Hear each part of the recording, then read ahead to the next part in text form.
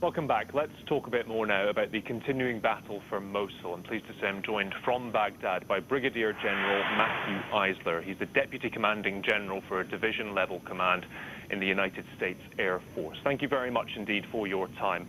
Let's start. I know you cannot talk about specifically the investigation into these civilian casualties that we've heard about last week, but can you tell us, talking about that within that context, how do you think the offensive is going at the moment? Right now, the offensive is going very well. And so today, the Iraqi security forces are continuing their advance in West Mosul. They're advancing in division-level maneuver on 3 separate axes. Along the Tigris River, the Emergency Response Division and Federal Police have moved into a new neighborhood to the west of Old Mosul. Next to them, just to the west, the Counterterrorism Service closed on a neighborhood and advanced into new areas to the north and the west. To the west of Mosul, the 9th Division has cut West Mosul off from the north and the west side and has cleared a major industrial area north and west of the city. And we are today 35 days into West Mosul operations. The Iraqi security forces are making continuous progress. And Daesh is fighting very hard to resist, but they are unable to deny the Iraqi security forces their objectives.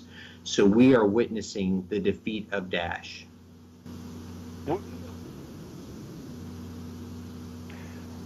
What is interesting to us looking at this offensive back here in the UK, and I'm sure in the US as well, is the mixed messages that are coming out from the coalition.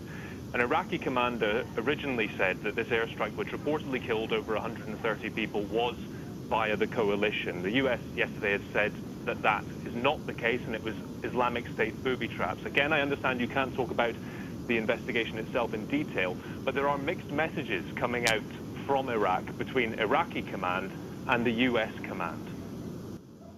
Thank you. And as you discussed, I'm unable to comment on ongoing investigations. In this case, the commander of the Combined Joint Task Force Operation Inherent Resolve has directed an investigation into those allegations, and we will use the results of those investigations to make sure that our tactics, techniques, and procedures take every feasible measure to protect civilians from harm. The coalition takes every allegation seriously and investigates all credible allegations. I think what we can do is there, not specifically in this case, that the Islamic State are booby trapping buildings and cars. I think that that's a great point to talk about. Is at the front line for an Iraqi security forces soldier, every day is a violent existence. Every day is a tough fight for his survival. And so for an Iraqi security forces soldier in the area of western Mosul, is every day ISIS attacks him with vehicle-borne improvised explosive devices. These are cars that are hollowed out and filled with homemade explosive.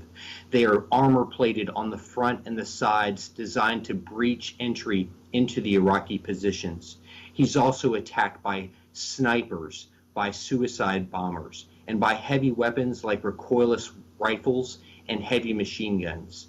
And ISIS has prepared these areas. In the areas they're fighting, they have hollowed out what were homes, churches, schools, and mosques. They've knocked down the doors so they can get easily in and out. They've knocked out the windows so that they can shoot from them. And they've even knocked down the walls in between them so they can move quickly. So apologies for interrupting. Yes, sir. Apologies for interrupting, Commander. But the fact that you know those things, what steps do you take to ensure that civilians won't be harmed if there is a bomb dropped from the air, for example, if you know that they're taking over churches and schools and things like that? The risk is surely extremely high.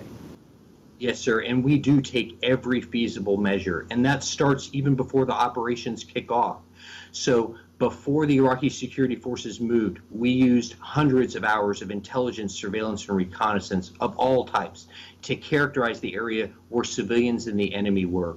Then the Iraqi security forces on their own designed the operation to protect the civilians. So the first areas they moved into at their decision was into the airport area and the Gazlani military complex, where there was no civilian activity that secured them a foothold and allowed them to start operations while protecting the civilian population. Next, they moved very carefully through the city. We continue to characterize the battle space during that entire period using, in the case of today and every day, over 24 intelligence, surveillance, and reconnaissance aircraft that are characterizing the battle space and finding where civilians are and where enemy are, and using that to help shape the maneuver around it. But when it comes time to strike, first, every one of those strikes is requested by an Iraqi general officer. It is also goes into the coalition advise and assist structure. We compare the location of the requested strike with where civilian activity has occurred, where enemy activity has occurred, and we look for a specific munition to have the required military effect with the least amount of force. And we'll pair several weapons in several fuse settings, and often we make a decision to not even strike if the risk to innocent civilians is too high. They will have the discussion with a supported commander, and then finally we deliver a... Yes, sir, and we have delivered 8,000... Sorry, you just described that sort of chain of command. You described that chain of command for getting a strike green-lighted. An Iraqi commander is quoted today as saying it used to take a long time to get a strike green-lighted. Now it is much quicker. Has there been a change in how easy it is to deliver an airstrike recently? What I would say the change is the Iraqi security forces get better with every operation. And so their speed, their maneuver, and the effectiveness of their command is more effective. So for a soldier on the battlefield, he's getting better responsiveness overall from the command structure. We also, as a coalition, have advisors that are with the tactical and operational commanders who are working side by side with them. But the ultimate decision to employ or not employ a weapon after has been done requested by an Iraqi is with the coalition, and we make sure that that is the right munition that achieves the minimum amount of force to achieve the required military objective. And very often we make the decision that we can't strike that based on risk to civilians, and then we'll have very frank conversations with the supported commander there, the Iraqi security forces, on alternatives to conducting that strike. Okay, Brigadier General Matthew Eisler, Deputy Commanding General for the United States Air Force. Thank you very much indeed for your time. Thank you very much, sir. I appreciate talking. Thank you very much, sir. Have a good evening and good luck. Thank you.